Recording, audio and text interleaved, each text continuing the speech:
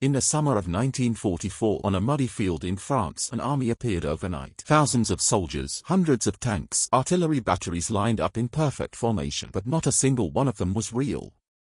The tanks were rubber. The artillery was canvas and wood. The soldiers were shadows cast by light and sound. What looked like an armored division ready to strike was actually the work of artists with paintbrushes, engineers with recording equipment, and a handful of air compressors pumping life into vinyl shells. This was the Ghost Army. Officially known as the 23rd Headquarters Special Troops, this secret unit of the United States Army existed for one purpose: deception. While real soldiers fought with rifles and grenades, the Ghost Army fought with illusion. Their weapons were inflatable tanks, fake radio transmissions, and sound effects played through massive speakers hidden in trucks. Their mission was to make the German military believe something that was not true, to draw enemy fire toward empty fields while real Allied forces advanced elsewhere. For more than 2 years, from Normandy to the Rhine, they painted armies out of thin air. They staged invasions that never happened. They broadcast the sounds of battalions that did not exist. And through it all, they saved tens of thousands of lives with nothing more than creativity and courage. This is their story. The idea of military deception was not new. Armies had used false information, camouflage, and misdirection for centuries. But World War II demanded deception on an industrial scale. With aerial reconnaissance, radio interception, and intelligence networks more sophisticated than ever before, fooling the enemy required more than painted rocks and dummy positions. It required theater. The success of Operation Fortitude proved this. In the months before D-Day, Allied planners created an entirely fictional army group in southeast England. They built fake landing craft in harbors. They parked inflatable tanks in fields near Dover. They broadcast false radio traffic suggesting a massive invasion force preparing to strike at Calais. German reconnaissance planes photographed the build-up. German intelligence officers analyzed the radio signals. Adolf Hitler himself became convinced that the main Allied invasion would come at Calais, not Normandy. He kept entire divisions waiting at the wrong beaches, even after the real invasion began on June 6, 1944. The deception worked. Lives were saved. And military planners realized they had discovered a new kind of weapon. In January 1944, the United States War Department authorized the creation of a special unit dedicated to tactical deception. It would be called the 23rd Headquarters Special Troops, though those who served in it would later call it the Ghost Army. The unit would consist of approximately 1,100 men organized into 4 main components: a visual deception company to create fake equipment, a sonic deception company to produce battlefield sounds, a radio deception company to broadcast false signals, and a combat engineer company to handle logistics and security. But the most unusual aspect of the Ghost Army was not its structure. It was its personnel. The War Department did not recruit soldiers for this unit. It recruited artists. They came from art schools across America. Students from Yale, Pratt Institute, and the Art Students League of New York. Fashion designers who had worked on Fifth Avenue. Architects who had designed buildings in Philadelphia and Chicago. Billboard painters from advertising firms. Radio technicians from Hollywood studios. These were men who understood color, light, perspective, and sound. Men who knew how to make something look real from a distance. Men who could paint a shadow that would fool a reconnaissance pilot flying at 10,000 feet. Among them were names that would later become famous.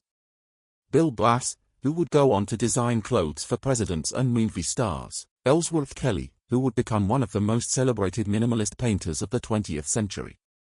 Art Kane, whose photographs would appear on album covers and in magazines around the world.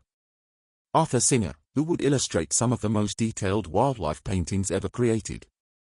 Harold Lehner, whose fashion illustrations would define an era. But in 1944, they were just soldiers. Young men in their 20s, drafted into a war they barely understood, selected not for their ability to shoot straight but for their ability to see clearly. The unit was commanded by Colonel Harry Reeder, a professional officer who understood that this strange collection of artists and designers might be the most valuable weapon in his arsenal. He knew they could not win a firefight. But he believed they could win something more important, time. If the Ghost Army could convince the Germans that a division was in one place when it was actually somewhere else, real soldiers would have hours or even days to maneuver without resistance. If they could make the enemy believe an attack was coming from the north when it was actually coming from the south, entire battles could be won before they began. The Ghost Army was not about killing the enemy. It was about confusing him. And for that, you needed artists who could paint an army out of thin air. They trained in the English countryside, far from the eyes of German spies and curious civilians. The villagers near their camp had no idea what was happening behind the barbed wire and canvas tents. Even most Allied officers did not know. The Ghost Army was classified at the highest level. Only a handful of commanders in the European theater knew the unit existed. The training was unlike anything else in the army. There were no rifle drills or bayonet practice. Instead, soldiers learned how to inflate rubber tanks using air compressors. They practiced assembling canvas artillery pieces that could be carried by 2 men but looked real from 500 feet. They studied aerial photographs to understand what German reconnaissance pilots would see, learning to match shadows and textures so their fake equipment would blend seamlessly with real positions. Speed was essential. The Ghost Army had to be able to deploy a fake division in hours, not days. A soldier could inflate a full-size Sherman tank in less than 5 minutes using a pneumatic pump. The tank was made of rubberized canvas stretched over an inflatable frame. It weighed about 40 pounds. 2 men could carry it folded under their arms. Once inflated, it looked exactly like 30 tons of armor, complete with painted tracks, exhaust stains, and battle damage. The tanks came with accessories. Fake tire marks could be stamped into the mud behind them. Soldiers would drive jeeps in circles around the inflatables, creating the deep ruts that real armored vehicles would leave. They scattered empty oil cans and cigarette butts around the positions. They hung laundry between trees. They even played baseball in view of German observation posts, making it look like troops were resting between combat operations. At night, under canvas tents lit by kerosene lamps, artists drew fake insignias for imaginary divisions. The 6th Armored Division here. The 2nd Infantry Division there. Each patch had to be perfect, matching the official designs down to the last thread. Radio operators practiced mimicking the signal patterns of real units, learning the rhythms and codes that German intelligence would recognize. A fake headquarters had to sound exactly like a real one, with the same traffic volume, the same types of messages, the same timing between transmissions. But the most sophisticated tool in the Ghost Army's arsenal was sound. Engineers from Bell Laboratories and other technical firms had spent months recording actual military operations. They captured the sounds of Sherman tanks moving through forests, half-tracks grinding across gravel roads, bulldozers clearing fields, artillery batteries firing at dawn, soldiers shouting orders, metal clanging against metal, engines revving, gears shifting. Every sound a battlefield makes. These recordings were pressed onto records and loaded into specialized trucks equipped with enormous speakers. A single sound truck could project audio across 15 miles. The speakers were so powerful that soldiers standing near them during playback had to wear ear protection. The quality was extraordinary. German listening posts could hear individual vehicles, count the number of engines, estimate the size of formations. They had no idea they were listening to a phonograph. The Ghost Army could create an entire armored division with sound alone. At 2 in the morning, when German scouts were listening most carefully, the trucks would begin playing recordings of tanks moving into position. The sounds would build gradually, mimicking the pattern of a real deployment. First, distant engine noise. Then closer. Then the unmistakable clatter of treads on pavement. The sounds would move across the landscape, following pre-planned routes that made it seem like columns of vehicles were advancing toward the front line. Meanwhile, the visual deception teams would set up lights to simulate a convoy. Trucks with dimmed headlights would drive in loops, appearing and disappearing behind hills. Soldiers would light small fires to look like cooking stations. Shadows would move across tent walls, suggesting hundreds of men preparing for battle. From above, reconnaissance pilots saw what looked like an army ready to strike. From the ground, villagers heard engines rumbling all night. German intelligence officers marked their maps with red ink, noting the build-up of enemy forces. In truth, the only metal in the field was the needle of a record player. Normandy, June to August 1944. The Ghost Army arrived in France 3 weeks after D-Day. The beaches were still littered with debris. The hedgerows of Normandy were soaked in blood. The Allies had gained a foothold on the continent, but the fighting was brutal and slow. Every field was contested. Every village was a fortress. General George Patton's Third Army was preparing for a massive breakout operation. The plan was to punch through German lines and race across France toward Paris and beyond. But the Germans had to believe that the main attack was coming somewhere else. If they could be convinced that Patton's forces were smaller than they actually were, or positioned differently than they actually were, the breakout would have a better chance of success. The Ghost Army went to work. They set up fake tank formations near Lessay, suggesting that armored divisions were massing for an assault toward the west coast of the Cotentin Peninsula. Meanwhile, Patton's real tanks were moving south. The deception lasted 4 days. German artillery pounded the empty fields where inflatable Sherman sat quietly in the rain. German commanders shifted reserves to counter the phantom threat. And when Patton's real attack came, it hit weakened positions held by fewer troops than expected. The breakout succeeded. The Third Army raced across France, liberating town after town. And the Ghost Army packed up its rubber tanks and followed behind, ready for the next mission. Operation Brest, August 1944. The port city of Brest was surrounded.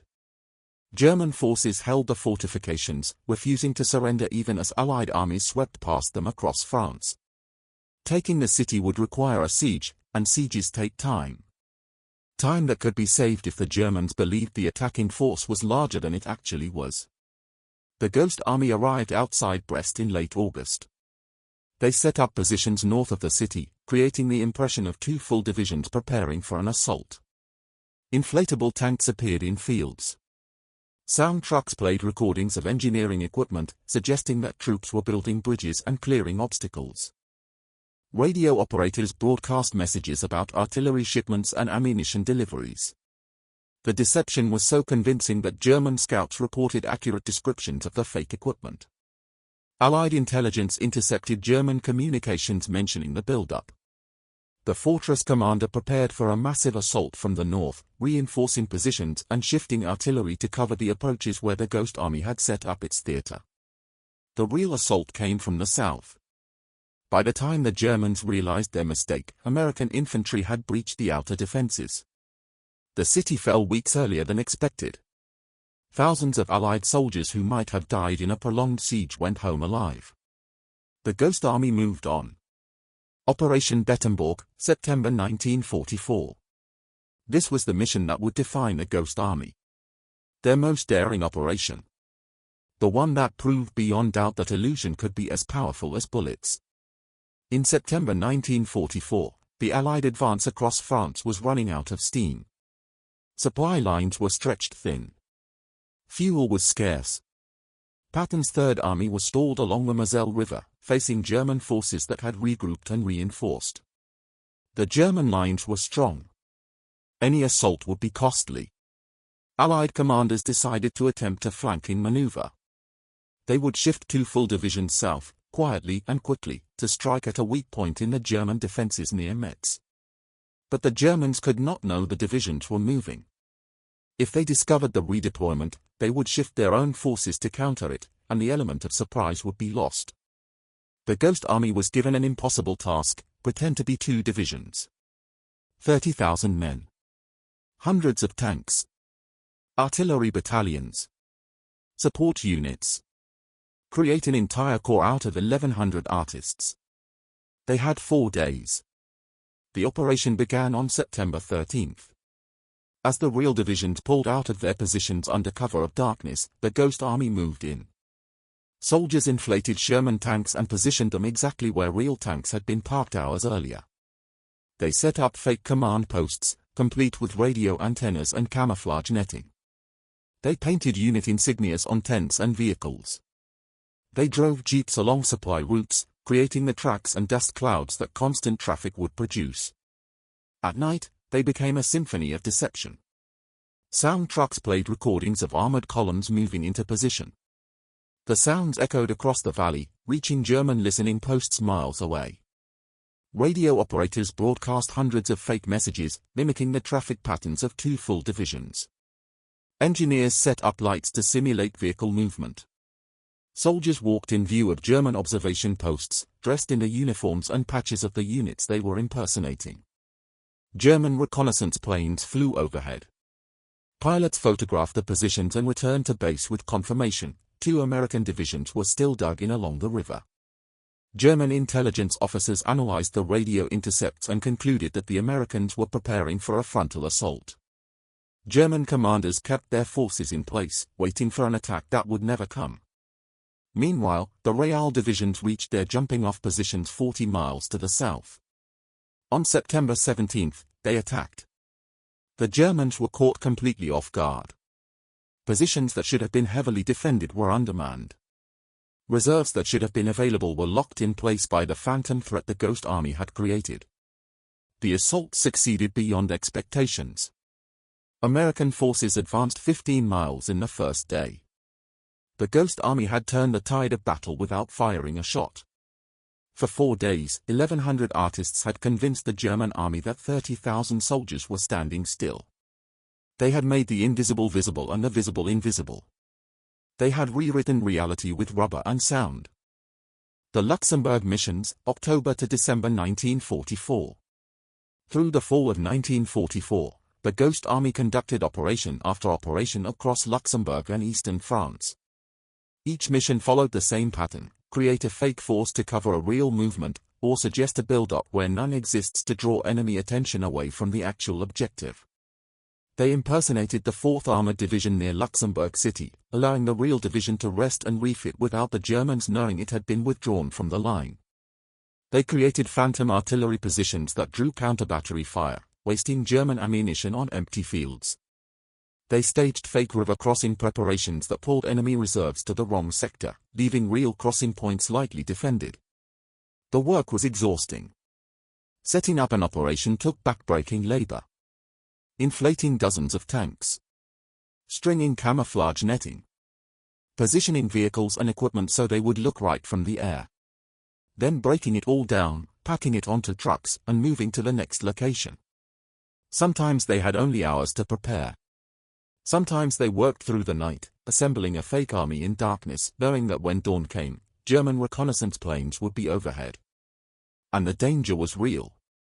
The Ghost Army was equipped with fake tanks, but the German artillery was very real. Shells fell on their positions. Sometimes the Germans sent patrols to probe what they thought were the edges of a division. The Ghost Army soldiers carried rifles and could defend themselves, but they were lightly armed and had no heavy weapons. If the Germans realized they were facing artists instead of infantry, the mission would fail and the deception would be exposed. Several soldiers were wounded in these operations. A few were killed. They received no special recognition, no medals for bravery. Their unit did not officially exist. Their families were told only that they served in a headquarters unit in Europe. The truth would remain classified for decades. The Battle of the Bulge, December 1944 to January 1945. In mid-December 1944, the Germans launched a massive surprise offensive through the Ardennes forest. Hitler's plan was to split the Allied armies, capture the port of Antwerp, and force a negotiated peace in the west so Germany could focus on the Soviet advance in the east. It was a desperate gamble, and it almost worked. The Battle of the Bulge became the largest and bloodiest battle American forces fought in Europe. More than 80,000 American casualties. Entire divisions encircled and cut off. Supply lines severed. For weeks, the outcome was uncertain. The Ghost Army found itself in the middle of the chaos. As Allied forces rushed to contain the German breakthrough, the 23rd Headquarters Special Troops was ordered to help cover the movement of reserves. They set up fake positions to suggest that reinforcements were arriving in one sector when they were actually moving to another. They created phantom roadblocks and supply dumps to make the Germans think certain routes were better defended than they were. But the rapid movement and confusion of the battle made deception operations difficult. The Ghost Army had been trained to create illusions over days, with careful preparation and coordination. Now they were being asked to improvise in hours, under fire, with incomplete information about where friendly forces were and where the Germans might attack next. They did their best.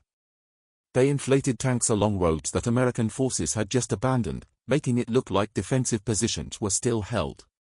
They broadcast fake radio traffic suggesting that units were stronger than they actually were. When German patrols approached, the Ghost Army soldiers had to hide or withdraw quickly, leaving the inflatable tanks behind.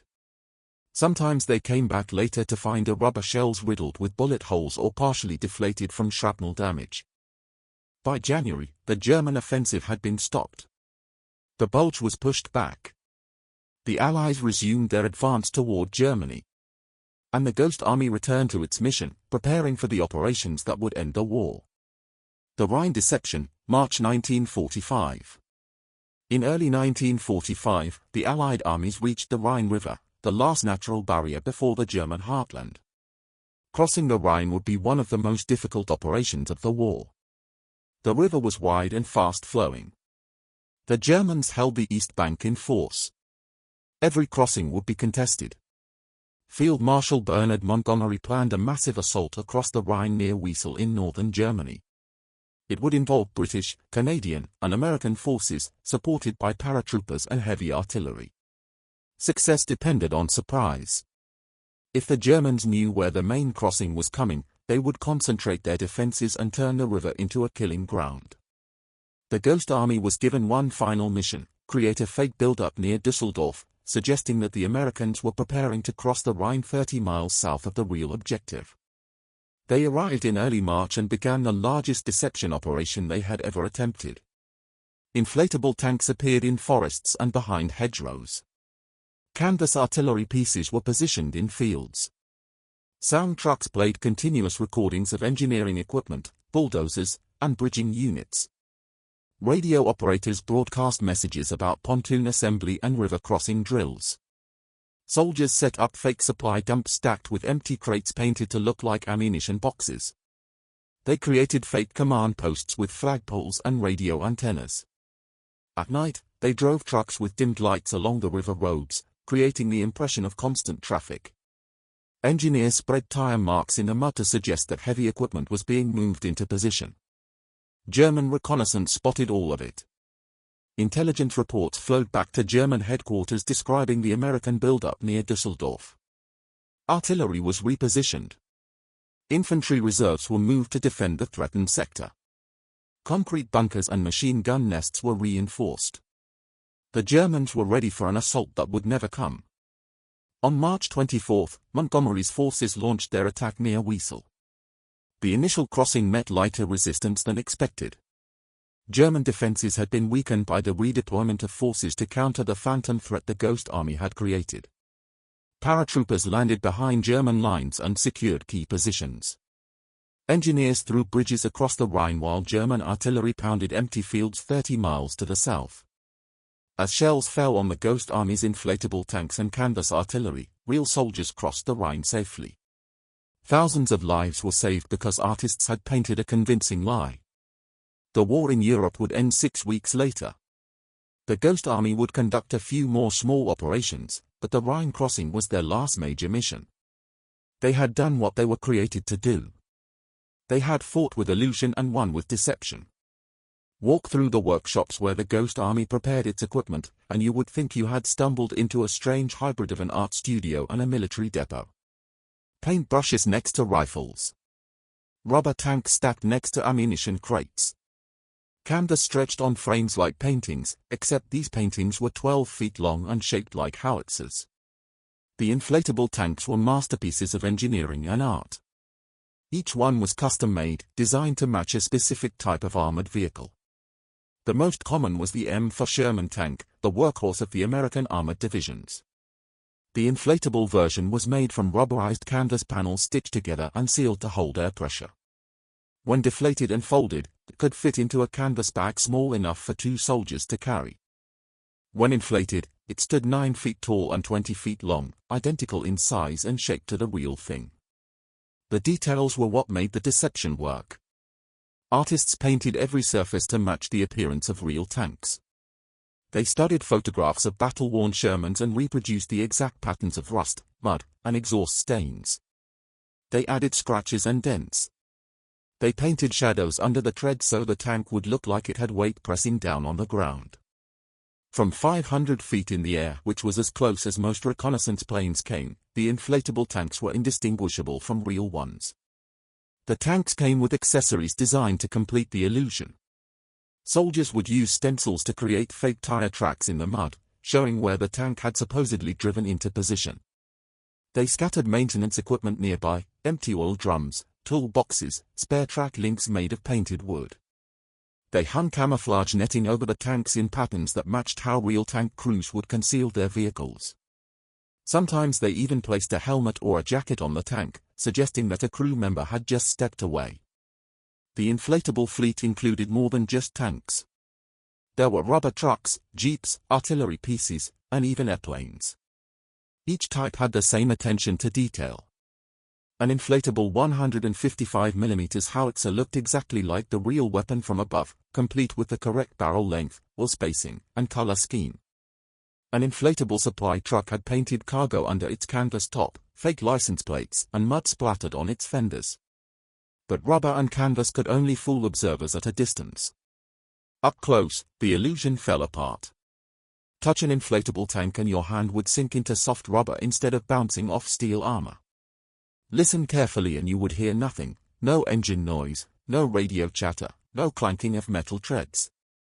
The Ghost Army needed something more to complete the deception. They needed sound. The sonic deception equipment was perhaps the most innovative technology the Ghost Army used. Engineers had recorded hundreds of hours of battlefield sounds in controlled environments. They captured Sherman tanks moving at different speeds over different terrain, gravel, mud, pavement, dirt. They recorded the sound of tanks idling, accelerating, and shifting gears. They captured half-tracks, bulldozers, and engineering vehicles. They recorded artillery firing and ammunition being loaded. They even recorded the sounds of soldiers talking, metal clanging, and equipment being moved. These recordings were pressed onto special records that could withstand rough handling in the field. The records were loaded into playback units installed in trucks. Each truck carried multiple turntables so different sounds could be mixed together in real time. The speakers were massive, horns and drivers mounted on the truck bed, some weighing hundreds of pounds. The amplifiers were so powerful that the sound could carry for 15 miles in good conditions. Operating the sound trucks required skill and creativity. The technicians had to understand not just how to play the recordings, but how to make them sound real in context. A tank battalion moving into position at night would not just be the sound of engines. It would be engines mixed with the clanking of treads, the occasional shouted order, the distant sound of vehicles further back in the column. The sounds would fade in and out as vehicles moved behind hills or through forests. The tempo would change as the column stopped and started. Rain would muffle some frequencies. Wind would carry others further than expected. The sonic teams became masters of this audio theater. They learned to read topography and predict how sound would travel across different landscapes. They coordinated with meteorologists to understand how temperature and humidity would affect sound propagation. They positioned their trucks carefully, sometimes several miles behind the fake visual positions, so the sounds would seem to come from the right direction. They varied the recording slightly each night, mixing different takes and adjusting volumes, so German listening posts would not detect any repetitive patterns. German intelligence took the sound seriously. Intercepted reports described American commanders identifying specific units by the sounds their equipment made. A battalion of Sherman tanks sounded different from a battalion of Stuart tanks. Self-propelled artillery sounded different from towed guns. The sonic deception team knew these differences and made sure their recordings matched the units they were pretending to be. The radio deception was equally sophisticated. The Ghost Army's radio operators were trained to mimic the communication patterns of real military units. Every division, regiment, and battalion had characteristic patterns, how often they transmitted, what types of messages they sent, which frequencies they used, how messages were encoded. German signals intelligence monitored Allied radio traffic constantly, building databases of unit identities based on these patterns. The Ghost Army radio operators studied these patterns and learned to reproduce them exactly. When they pretended to be the 6th Armored Division, they transmitted at the same rate, used the same call signs, followed the same protocols, and even made the same types of small mistakes that the real division's operators made. They encrypted messages using the real division's codes, which meant they had to be briefed on actual operations so their fake traffic would be consistent with what the real unit was doing elsewhere. Sometimes the radio deception was the most important part of the operation. German intelligence relied heavily on signals intercepts to track Allied units. If the radio traffic said the 2nd Infantry Division was in Luxembourg, then German maps would show the division in Luxembourg, even if reconnaissance had not visually confirmed it. The Ghost Army could create an entire division with radio alone, without inflating a single tank, and German intelligence would believe it existed. The visual deception teams rounded out the arsenal. These were the artists and designers who created the small details that made the big illusion convincing. They painted insignias and unit patches. They designed fake signs and notices. They created false documents, maps marked with fake positions, orders describing imaginary operations, even coffee-stained radio logs that looked like they had been used in the field for weeks. When the Ghost Army set up a fake headquarters, every detail had to be perfect. Antennas positioned exactly as a real headquarters would position them. Vehicles parked in the right patterns. Flags flying from the correct poles. Even the trash had to look right, cigarette butts from American brands, food wrappers, empty ammunition boxes. German agents or sympathetic civilians might observe these positions and report back. One wrong detail could expose the entire deception. From above, reconnaissance pilots saw what looked like an army ready to strike.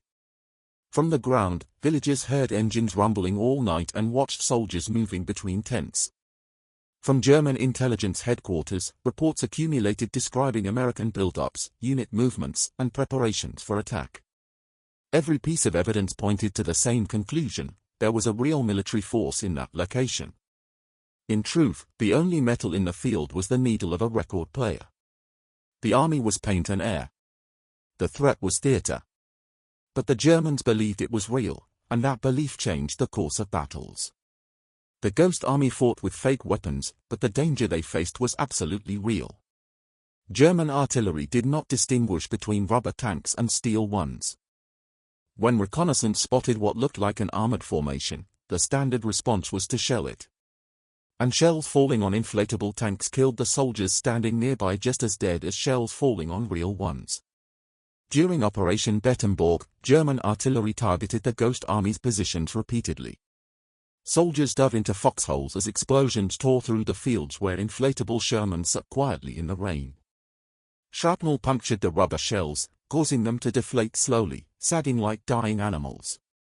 When the bombardment ended, soldiers had to crawl out and repair the holes using patch kits, working quickly before the next reconnaissance plane appeared overhead. Sometimes they inflated the tanks again. Sometimes they dragged the deflated shells aside and replaced them with new ones, making it look like damaged tanks had been removed and fresh equipment brought up. The absurdity of the situation was not lost on them. They were repairing fake tanks under real artillery fire so the enemy would keep shooting at fake tanks. But the mission required it. If the Germans realized they were shooting at empty fields, the deception would collapse. Real units depending on the Ghost Army's illusion would be exposed. Soldiers would die because artists failed to maintain the performance. Some Ghost Army soldiers were wounded during these bombardments. A few were killed. The records are incomplete because the unit's operations were classified, but accounts mention soldiers hit by shrapnel while setting up equipment, others caught in artillery barrages while recording positions for the next night's operations. One soldier was killed when a German patrol stumbled onto what they thought was the edge of a division and opened fire. The Ghost Army soldiers fired back and withdrew, leaving the inflatable tanks behind. The Germans captured the position and discovered the deception, but by then the operation was over and the real units had already moved. The threat of German patrols was constant. The Ghost Army positions were usually located close to the front lines, sometimes within artillery range, always within reach of reconnaissance teams. If a German patrol got close enough to touch an inflatable tank, the entire operation would be compromised. The Ghost Army had to maintain the illusion while also maintaining security. Soldiers were posted as guards around the perimeter of fake positions, with orders to keep civilians and unauthorized military personnel away. The cover story was that this was a staging area for an offensive and access was restricted for security reasons. Local villagers were told to stay away. Allied soldiers from other units were turned back if they wandered too close. Everyone had to believe the illusion was real. At night, when the sonic teams played their recordings and the visual teams moved lights to simulate convoys, the Ghost Army soldiers had to act like soldiers in a real division. They walked between positions with purpose, carrying equipment and acting busy, visible to anyone watching from a distance. They lit fires and cooked food, creating the smoke and smells that would come from a battalion cooking dinner. They hung laundry on lines between trees. They played cards outside tents. They did everything real soldiers would do while waiting for orders to advance. But they could not relax. They could not forget that at any moment a German patrol might probe their lines or a reconnaissance plane might spot something wrong. One careless mistake, one inflatable tank positioned at the wrong angle or one sound recording played at the wrong volume, and the deception could unravel. The psychological pressure was immense. They were not trained infantry. Most had never been in combat before joining the Ghost Army. They were artists and designers who had been given rifles and sent to the edge of the battlefield, told to pretend they were an army while real soldiers depended on that pretense to survive. The weight of that responsibility stayed with them long after the war ended. Years later, veterans of the Ghost Army would describe the strange mix of pride and guilt they felt. Pride because their work saved lives. Guilt because they fought with paintbrushes while others fought with bullets. Some felt they had not truly served because they never fired their weapons in anger, never charged a machine gun nest or held a defensive position under assault. They did not see themselves as heroes. But they were wrong. Every inflatable tank they positioned drew fire away from real soldiers. Every fake radio transmission they broadcast convinced the enemy to make a mistake. Every sound recording they played in the darkness created confusion that saved lives when morning came. They went to war with pencils and paint and vinyl. And in the fog of war, their art became a weapon. Not a weapon that killed, but a weapon that deceived. And in the calculus of warfare, deception that prevents battles is more valuable than courage that wins them. The men of the Ghost Army fought without shooting, and they won without killing. That took a different kind of bravery. The bravery to stand in an empty field under artillery fire and paint shadows that would fool a reconnaissance pilot. The bravery to inflate rubber tanks knowing that German shells were aimed at your position. The bravery to broadcast fake messages over the radio while real soldiers depended on the enemy believing your lies. They were artists. And they were soldiers. And in the end, there was no contradiction between those two identities. War is not just about destruction. It is also about creation. Creating confusion. Creating fear. Creating belief where none should exist. The Ghost Army created an army out of nothing, and that army fought as hard and won as decisively as any unit that carried real guns. The war in Europe ended on May 8, 1945. Germany surrendered unconditionally. Cities were in ruins. Millions were dead. The continent was exhausted. The Ghost Army packed its inflatable tanks and sound trucks onto ships and prepared to go home. They had conducted more than 20 major deception operations across France, Luxembourg, Belgium, and Germany. Every single one had succeeded. Not a single operation had been exposed while in progress. The Germans never realized that they had been fighting an army of artists. But even as the war ended, the Ghost Army remained secret. The soldiers were told not to discuss their service. Families were told only that their sons and husbands had served in a headquarters unit in Europe. No medals were awarded for deception operations. No public recognition was given. The existence of the 23rd Headquarters Special Troops was classified at the highest level. The military had good reasons for secrecy. The tactics and technologies the Ghost Army had developed might be useful in future conflicts. Inflatable tanks and sonic deception could work again, but only if potential enemies did not know such things existed. Intelligence agencies wanted to keep the techniques classified. The soldiers who had served in the unit signed agreements not to reveal their work. So they went home in silence. They returned to their jobs, their families, their studios. Bill Blass returned to New York and launched a fashion career that would make him one of the most famous designers in the world. His clothes would be worn by presidents and celebrities. His name would become synonymous with elegance and American style. But he never mentioned that he had once fought in a war by painting fake armies. Ellsworth Kelly returned to Paris on the GI Bill and studied art. He developed a minimalist style that would influence generations of painters and sculptors. His work would hang in museums around the world.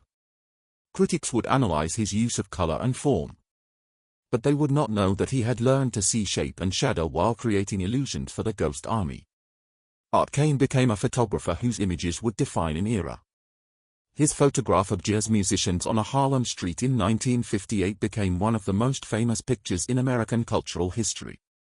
His work appeared on album covers and magazine spreads. He understood light and composition at a level few photographers ever reach.